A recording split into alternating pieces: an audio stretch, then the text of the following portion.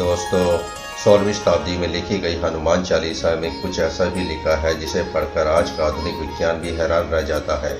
प्राचीन भारत में हनुमान चालीसा में गोस्वामी तुलसीदास ने बता दिया था कि धरती से सूरज की दूरी कितनी है। आधुनिक दुनिया में नासा के वैज्ञानिकों के रिसर्च में पता लगा है कि धरती से सूरज की दूरी कितनी है। आज की इस वीडियो के अंदर हम ऐसे ही रहस्य को बताएंगे। हनुमान चालीसा में ब्रह्मांड के रहस्य किस प्रकार छिपा है। हनुमान चालीसा में ऐसे कई विचित्र रहस्य हैं, आपको वीडियो देखने के बाद पता चल जाएंगे। फिर भी ऐसा क्या है? कई साल पहले लिखी गई हनुमान चालीसा में कुछ ऐसा क्या लिखा है जिसे पढ़कर आज का आधुनिक विज्ञान भी हैरान रह जाता है। पूरे विश्व में भारत अपनी संस्कृति और परंपरा के लिए प्रसिद्ध देश है। भारत विश्व की सबसे पुरानी सभ्यता का देश है। कलयुग में नासा के वैज्ञानिक हैरान रह जाते हैं भारत का इतिहास जानकर। तो आइए जानते हैं हनुमान चालीसा से जुड़ी इन खबरों में कितनी सच्चाई है। इन सभी सवालों के उत्तर जानने के लिए वीडियो को अंत तक देखें। नमस्कार दोस्तों, स्वागत है आपका सागर तेज ज्ञान वीडियो चैनल में। पूरे विश्व में भारत अपनी संस्कृति और परंपरा के लिए प्रसिद्ध देश है। ये विभिन्न संस्कृति और परंपरा की भूमि है। भारतीय संस्कृति विश्व की सबसे प्राचीन संस्कृति है।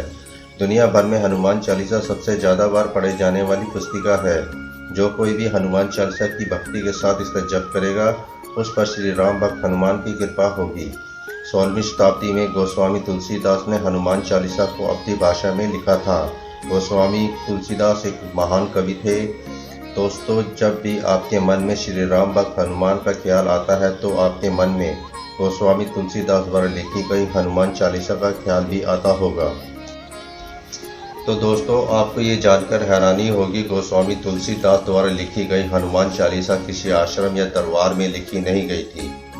गोस्वामी तुलसीदास को हनुमान चालीसा लिखने की प्रेरणा मुगल सम्राट अकबर की कैद से मिली थी। एक कथा के अनुसार जब गोस्वामी तुलसीदास को सम्राट अकबर ने अपने दरबार में बुलाकर अपने लिए कुछ लिखने के लिए कहा, तब गोस्वामी तुलसीदास ने सम्राट अकबर के बारे में लिखने से मना कर दिया। सम्राट अकबर ने क्रोधित होकर उन्हें कारागार में डाल दिया। गोस्वामी तुलसीदास ने कारागार में ही अवधी भाषा में हनुमान चालीसा लिखी थी। हनुमान चालीसा में 3 दोहे और 40 चौपाई लिखी गई हैं। आपको ये जानकर हैरानी होगी, उस समय श्री राम भक्त हनुमान की कृपा से गोस्वामी तुलसीदास की रिहाई भी एक अजीब तरीके से हुई। उसी दौरान कारागार के आसपास बहुत सारे बंदर आ गए और उन्होंने महल और कारागार के आसपास नुकसान पहुंचाना शुरू कर दिया। तब मंत्रियों की सलाह मानकर सम्राट अकबर ने गोस्वामी तुलसीदास को कारागार से मुक्त कर दिया। इस कलयुग में लोग सबसे ज़्यादा हनुमान चालीसा का पाठ करते हैं। हम आपको हनुमान चालीसा से जुड़े हिस्से के बारे में बताने जा रहे हैं जो शायद आप जानते नहीं होंगे। श्री राम भक्त हनुमान का प्रताप चारों युगों में रहा है क्योंकि वे अजर-अमर हैं। सिर्फ इस बात से हनुमान चालीसा का महत्व आधुनिक दुनिया में नहीं बढ़ जाता, बल्कि इसलिए कि पूरे ब्रह्मांड में श्री राम भक्त हनुमान ही एकमात्र ऐसे देवता हैं जिनकी भक्ति से हर तरह के संकट तुरंत ही हल हो जाते हैं, और यह एक चमत्कारिक सत्य है। तो दोस्तों, आपको विश्वास हो जाएगा कि हनुमान चालीसा में लिखी गई हर बात में कितनी सच्चाई है और यह कितनी ज़्यादा महत्वपूर्ण है हमारे जीवन में।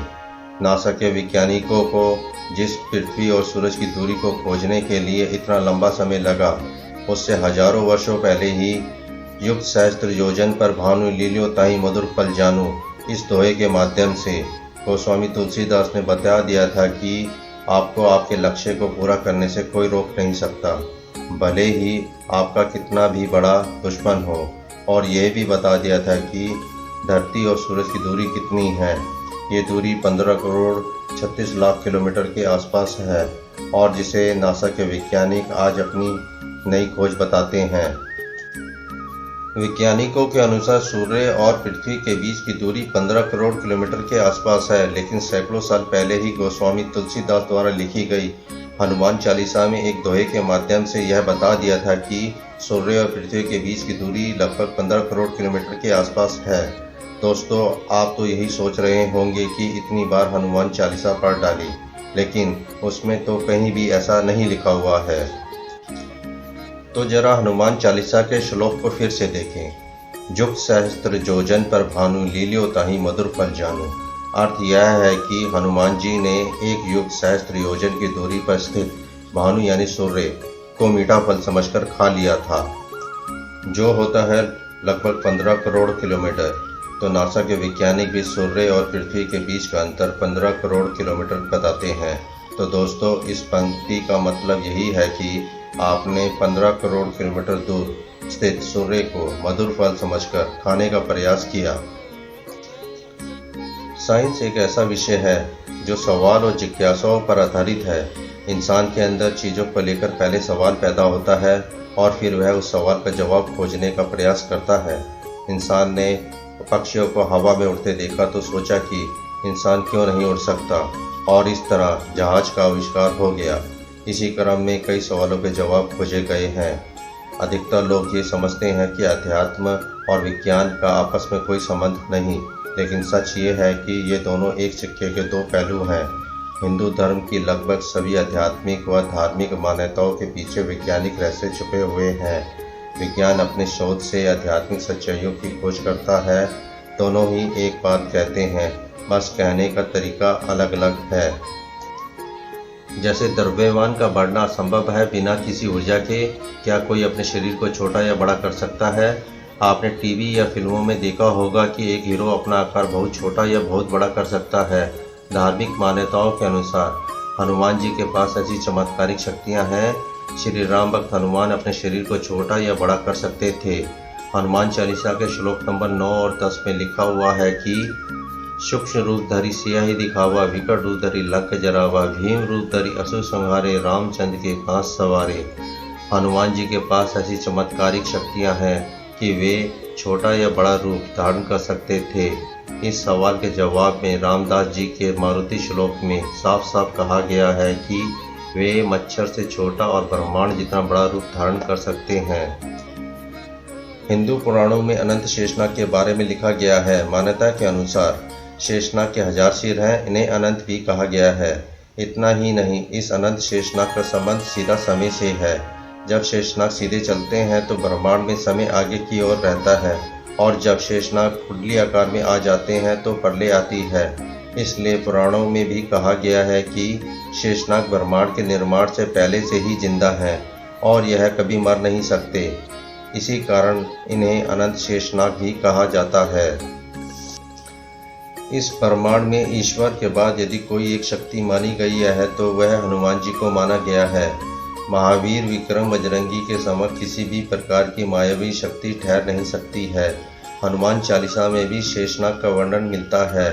सहज बदन तुमरो यश गावे, अष्टही शिरकटि कंठ लगावे, सनकादिक ब्रह्मादि मुनीसा, नारद सारद सहित अहिंसा, जम कुबेर दिक्पाल जहाँ थे, कभी को भी सकी कहाँ थे, तुम उपकार सुग्रीव कीना, राम मिलाए राजपत दीन्हा। अर्थ है कि 1000 मुख वाले शेषनाग तुम्हारे यश का गान करे। ऐसा कहकर श्री राम ने आपको गले लगाया। हे हनुमान जी, आपके यश का गान तो सनकादिक ऋषि, ब्रह्मा और अन्य मुनिगण, नारद, सरस्वती के साथ शेषनाग, यमराज, कुबेर और दिक्पाल भी करने में असमर्थ हैं, तो फिर विद्वान कवियों का कहना ही क्या। श्लोक में फिर से एक बार शेषनाग के होने की पुष्टि मिलती है।